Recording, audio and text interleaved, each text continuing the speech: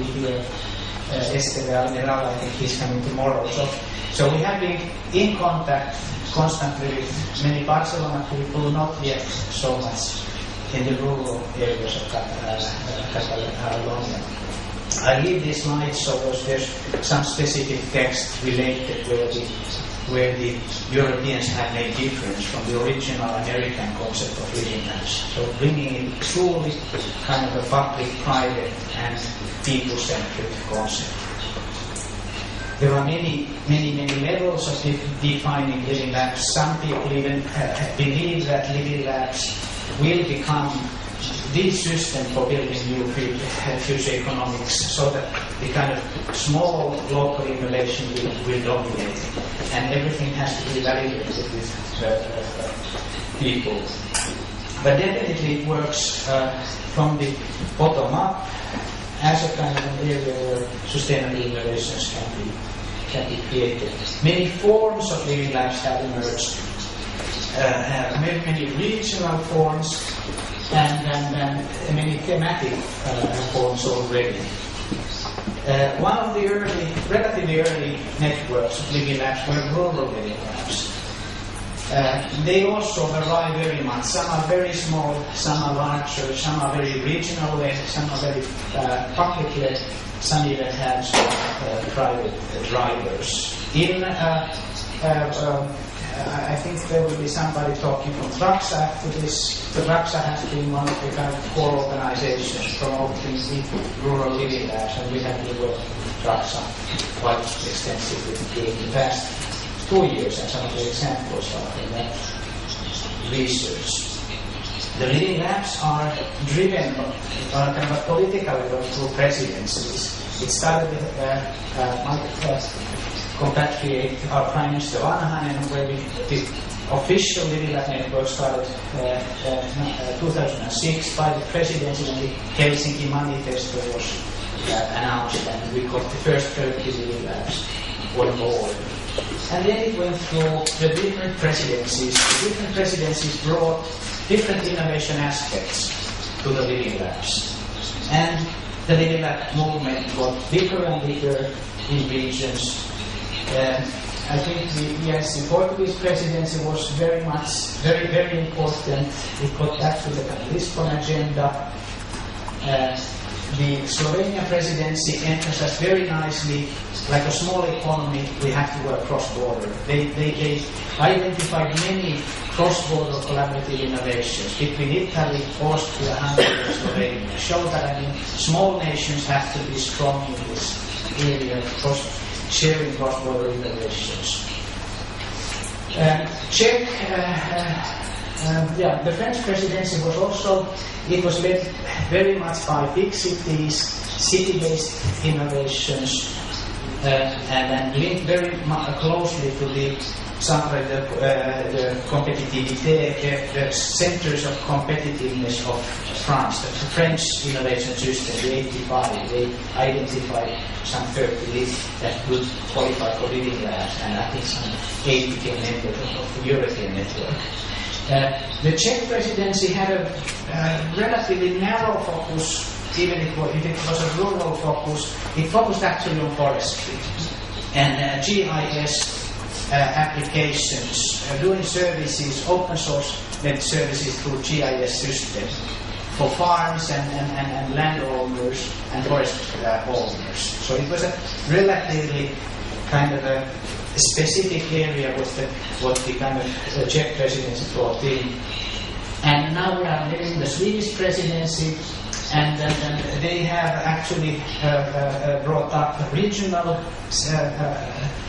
issues of living labs, and they have now announced the 4th wave of living labs, or new application wave, so new members can come into the formal.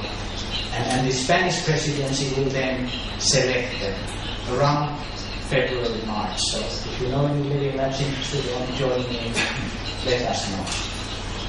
So it's a network of some 129 living labs, out of which 12 are outside Europe. So the living labs are truly now going global.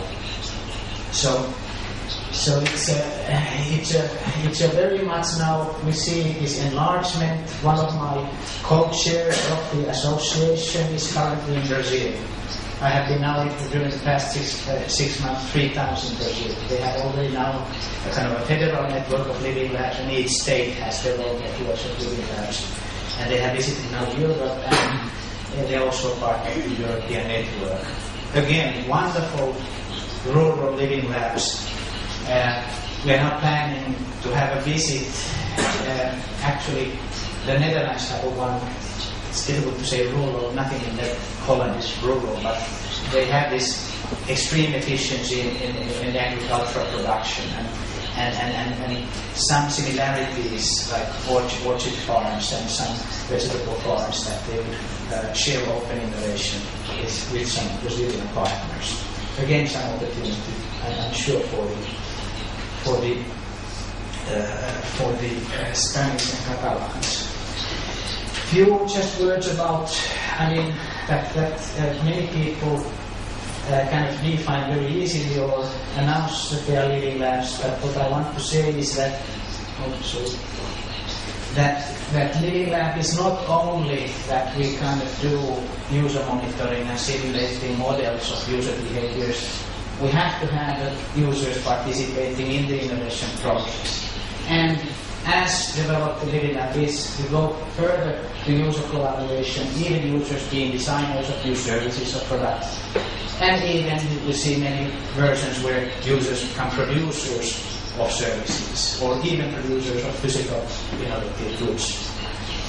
So there we have Nokia stack, how we look this community. We provide open Linux-based software community in IMO. We use some of our open source products to facilitate in living labs, but I won't go into the details. We put here, like we want to say that it's a top-down process, but the people are on the top. So in a way, we, the industry, many times talk about the last mile, freeing up last mile. No, it should be the first mile. It's the people. I mean, it's many times how we speak reveals our thinking. We say that we are freeing up the last mile. No, people, communities who use the services, they should be seen as the first mile. Same in utilities, energy using buildings. It's the first mile, it's not the last mile. Energy companies think that it's the last mile. But we have to think that it's the first mile where changes and innovation is made. Again, many different layers, technology layers, the test beds, and then these thematic areas like media. The strongest, I would say, thematic areas are rural, ICT for energy efficiency, preventive health care, home care, ambient-assisted living areas, and then in cities we have a lot of this type of media-related and city service related living. So what are we talking about? We are talking about area where we don't yet have the existing market functioning, where public investment can help enable innovations happen. We call it the innovation no-man land, where there is a market pool, there's a research push ideas, how do we get them truly into the market? Great ideas, but market is not accepting. This is a kind of a traditional innovation funnel where we see that there is this role of public sector to push innovations to the market.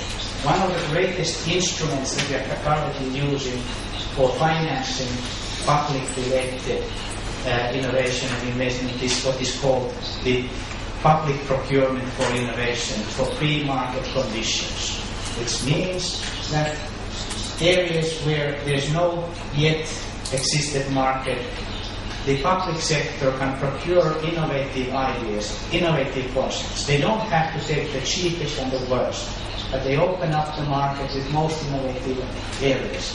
And of course, as you know, cities, public hospitals, they are the biggest procurers of any organization. So they have a huge potential of opening the market.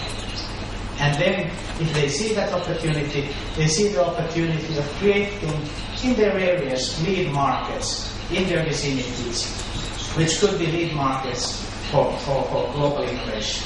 So identifying those great ideas